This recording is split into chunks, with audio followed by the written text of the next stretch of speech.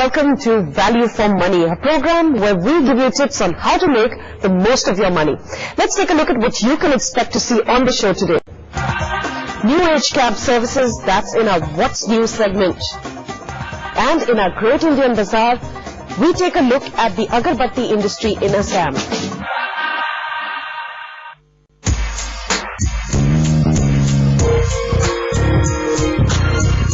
They can relieve stress, bring down your blood pressure, and can be your best friend on a lazy Sunday. A hobby does it all. But imagine the same stress buster actually adding to your investment coffers. Don't be surprised, because there's money to be made of literally anything and everything you collect. From school-time hobbies of collecting stamps and coins to more seasoned ones of art, hobbies can be the next best thing to stocks and mutual funds without ever worrying about crashes or slides. Or so Shruti Jain thinks. She has been collecting coins for the past 4 years. Her speciality? Coins from the Mughal era.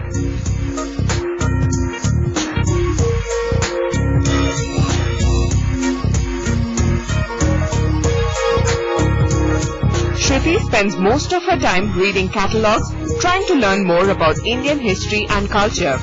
She is now slowly beginning to understand the potential flip side of this hobby. For the time being, I'm a collector. It's my hobby. But later, 10-15 years down the lane, for me, probably it will be an investment, yes, with the growing competition.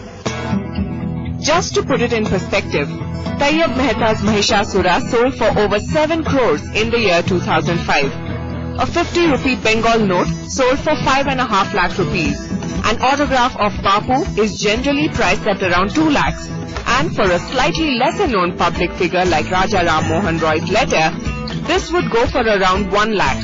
So even if investment in art fetches you higher returns, you can pocket a handsome amount in these alternatives as well.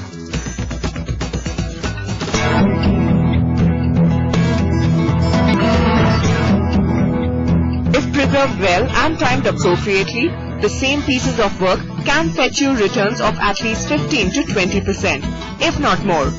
The key is to pick up a theme and keep an eye out for rare collections.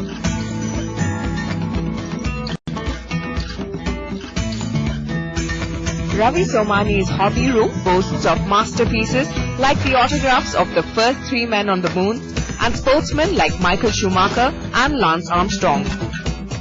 He also has a signed picture of all the James Bonds till date, and this is only some of them. As of now, Ravi does not look at his collections from an investment point of view, but keeps himself abreast of how much value rests in this hobby room.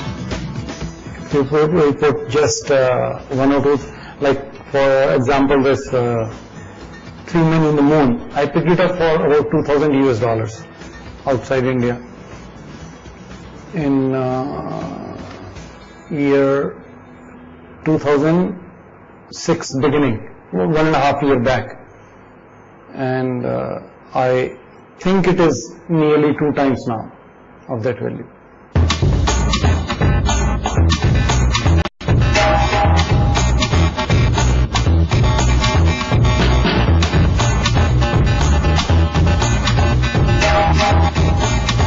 Ravi collects autographs, stamps and coins, and one of his most treasured pieces is a set of silver stamps of Queen Elizabeth.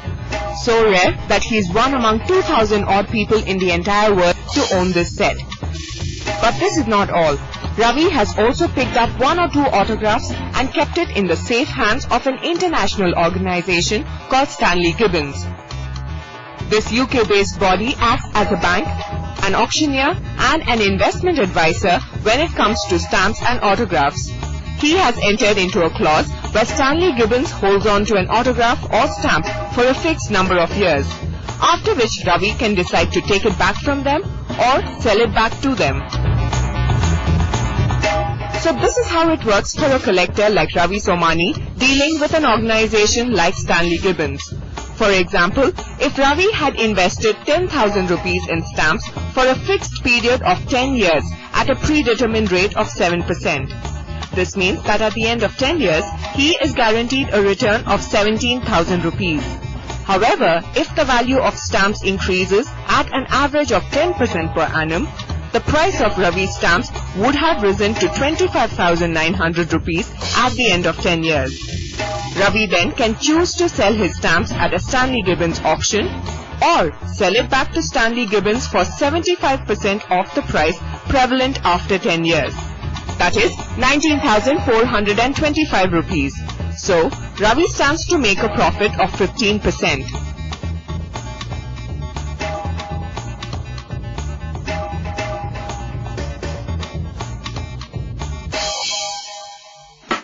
However, such trading can happen only in Western markets. In India, trading in such products is still fairly unorganized. Also, the Indian anti-law can be restrictive to those of us who want to buy or sell coins and more. See, we have Archaeological Survey of India, which has a rule and that anything more than 100-year-old is called antique. Coin you don't have to record with ASI. Exemption is with coins and stamps.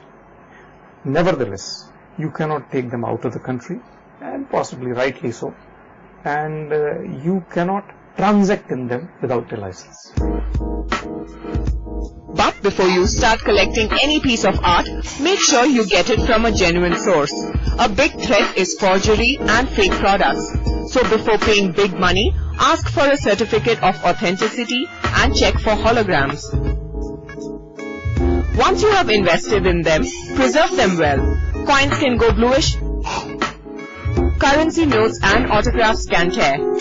The better condition they are in, the more money you stand to make. For a big size autograph, one should always be careful before investing or purchasing. That it should be authentic. There are some guidelines like one has to see that when the autograph was signed, how the possessor, how the current seller is in the possession. I'm holding a piece of history in my hands, a very rare photograph of Adolf Hitler with his very own signature.